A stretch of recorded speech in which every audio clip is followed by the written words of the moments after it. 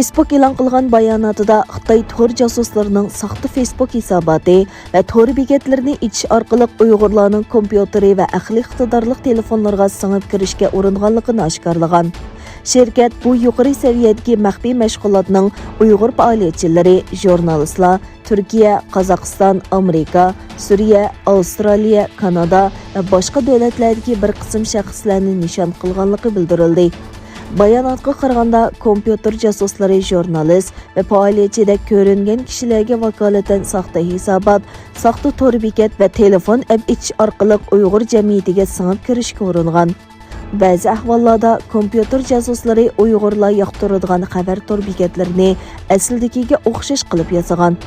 Nishonliq kishilar bu to'r bekatlarning ulanmasini cheksa, ularning to'ridagi yoki aqliy iqtidorli telefonlari jasuslik yumshoq detallar tarafidan nazorat qilingan.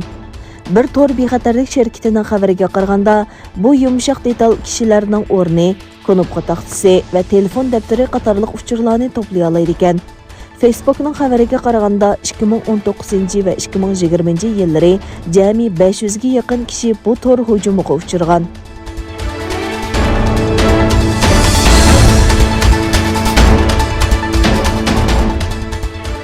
Amerika Avam Palatasining raisi Nənsi Pelusi xonim Amerika boshchiligida g'arb davlatlarining Uyg'urlarni dەpsəndiciliqi Xitay amaldorlarini jazolaganligini muayyanlashtirgan. U Bayden hukumatining Xitoyga qarata yurgizgan jazosining Xitoyning Uyg'ur xalqiga qaratgan yovvoyilarcha vahshiyligini javobgarlikka tortishdagi kuchli ham unumli bir qadam ekanligini bildirgan. Nənsi Pelusi xonimning 23 mart e'lon qilgan bu vaqtdagi bayonotida ta'kidlashicha, bu jazo Amerika va xalqaro jamiyatning birlashib Xitoyning qo'rilishiga qarshi Uyg'ur xalqining huquqi va izzat hurmatini qo'g'daydiganligining mutlaq aniq ifodasi ekan.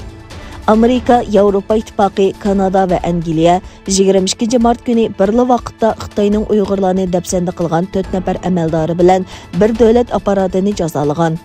Nənsi Pelusi xonim bayonotida yana Xitoyning Uyg'ur xalqiga qilgan ziyonkeşliki dünyanىڭ ۋىجدانىغا qilgan xris ekanligi va bu xrisning dünyanىڭ tadbir ilishini talab qiladiganligini bildirgan.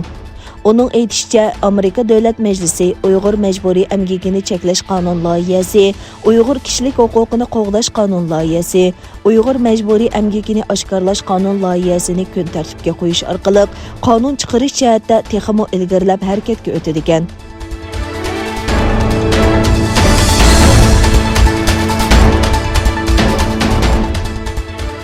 Xitoy Washingtonning kishilik huquq haqidagi ayblashlariga Amerikadagi kishilik huquqqa doir 28 betlik doklат bilan javob qaytardi. Washingtonning Beijingni ayblaganlik uchun o'ch elish xarakterida e'lon qilingan bu doklат Xitoy Davlat ishlari mahkamasi uchur ishxonasi tomonidan tayyorlangan.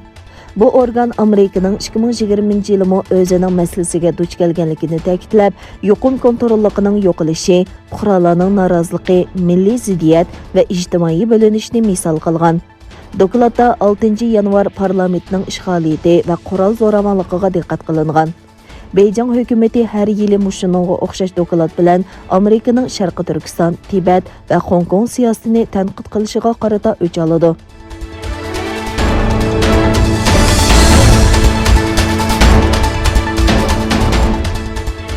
Amerika Tashqi ishlar ministri Bિલેન્કેન Belgiyaning poytaxti Brюsselda o'tkazilgan Shimoliy Atlantik ahdi tashkiloti tashqi ishlar ministrlari yig'inida qilgan so'zida Amerika prezidenti Jo Baydenning ittifoqqa tutgan pozitsiyasi haqida to'xtaldi.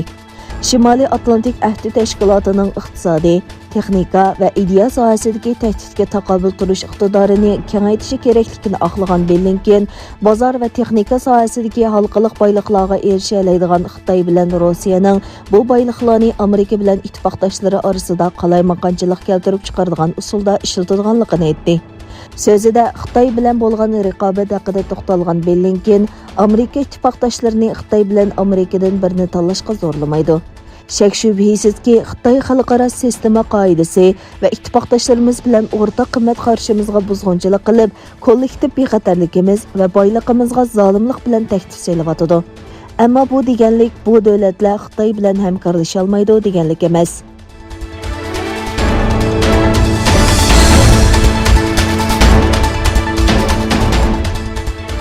Amerika Aksiya Savdo Komitetining bayonotida Amerikaning sobiq prezidenti Donald Trump 2020 yil 12 oyda imzolagan va Xitoy shirkatlarini Amerika pay bozoridan chiqarib etish fursati bilan ta'minlaydigan chet el shirkatlarining javobgarlik qonunining ijro qilinishiga boshlanganligi o'tirg'a qo'yilgan. Bu qonun chet el shirkatlarining Amerika buxgalterlik nazoratchilik organining uda 3 yil iqtisodiy taftishligiga amal qilmasa, Amerika birjasida bozorga selinishining oldini oladi.